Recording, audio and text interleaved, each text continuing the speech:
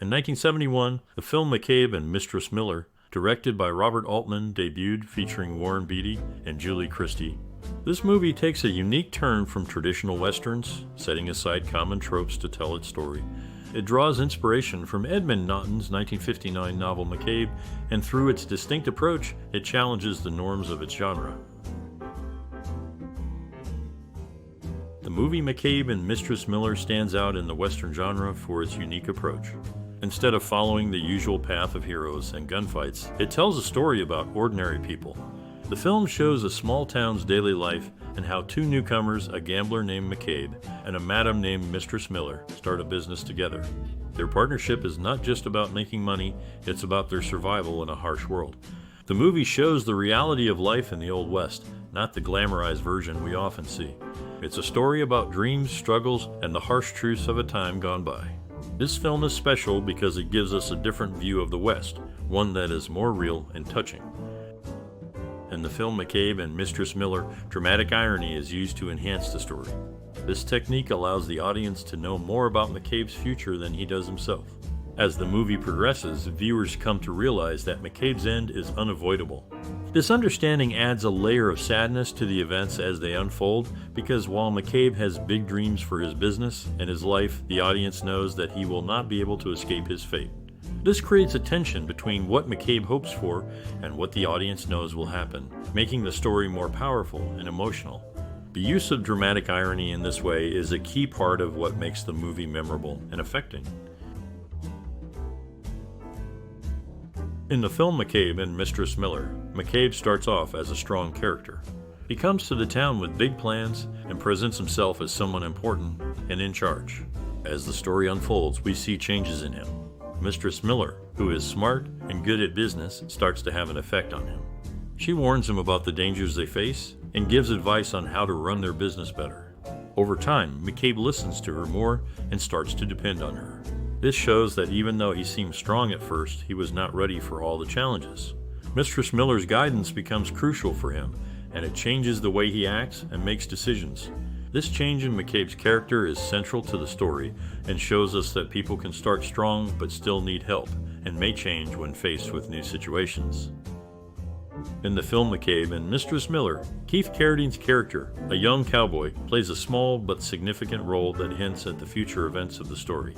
His actions and fate mirror the main character McCabe, showing how McCabe's lack of understanding and innocence may lead to his own troubles. The young cowboy's experiences in the town serve as an early sign that McCabe's confidence and plans might not go as expected. This element in the story helps viewers see that McCabe might face challenges and possibly not succeed in his ambitions despite his initial success and popularity in the community. The use of this storytelling technique adds depth to the narrative, allowing the audience to anticipate the direction the story may take and prepare for the outcomes that the characters themselves cannot foresee. This method of hinting at what is to come engages the audience as they become more invested in the characters and their journeys, understanding that there may be more at stake than the characters realize. In the final scene of McCabe and Mistress Miller, the movie breaks away from the usual hero story. Instead of a grand showdown, we see McCabe struggle. He is not the typical strong and skilled hero we expect. The fight happens in a small town, covered in snow, far from the usual dusty streets of Western films. This setting makes the ending stand out as it does not follow the common path of Western genre movies. McCabe's fight against his enemies is hard and full of mistakes. It shows that he is just a regular person, not a larger-than-life character. The snow-covered town adds to the feeling that this is not your usual Western film. The ending leaves us thinking about the real nature of heroes and the places where their stories unfold. The movie McCabe and Mistress Miller is set in a small town in the Northwest. This setting is different from many other films of its kind that are usually set in the desert. The town is surrounded by a snowy environment and thick forests. These natural elements play a significant role in the story as they add to the challenges the characters face. The cold and trees are almost like characters themselves, affecting the lives of the people who are trying to make a living in this tough place. The film shows how this unique setting influences the events that unfold, making it a special story about life in a harsh yet beautiful part of the world. The 1971 movie McCabe and Mistress Miller had its title changed during its development. Originally, the title included a reference to a Presbyterian church. However, due to concerns raised by religious leaders about the use of a church's name in the title of a movie that deals with themes like gambling and brothels, the title was revised. The filmmakers decided to focus on the main characters, John McCabe and Constance Miller, which led to the final title, McCabe and Mistress Miller. This change helped to better represent the film's focus on the personal stories and partnership of the two protagonists. The title evolution reflects the sensitivity to the concerns of religious communities and the importance of accurately representing the film's content. In the casting process for the 1971 film McCabe and Mistress Miller, directed by Robert Altman, there was a significant change in the lead role. Initially, Elliot Goode was considered for the part of John McCabe. However, Goode turned down the role. The reason behind his decision was linked to his previous work with Altman.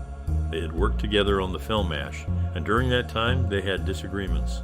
These tensions led Goode to decline the opportunity to work with Altman again. As a result, the role of McCabe was then offered to Warren Beatty, who accepted it. Beatty's portrayal of McCabe is now well known, and his performance contributed to the film's success. The movie is set in the early 20th century and tells the story of a gambler who starts a business in a small town. The casting choice had a lasting impact on the film's dynamic and how the characters were perceived by the audience. In the film McCabe and Mistress Miller, Warren Beatty and Julie Christie worked together for the first time.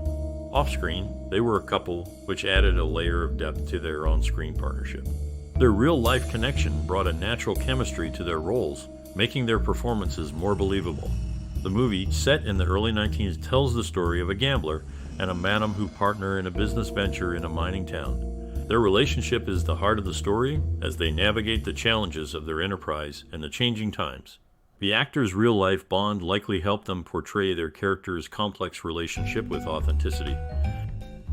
The movie McCabe and Mistress Miller, released in 1971, has a special story behind its creation. The sets where the actors performed were built by Americans who moved to Canada.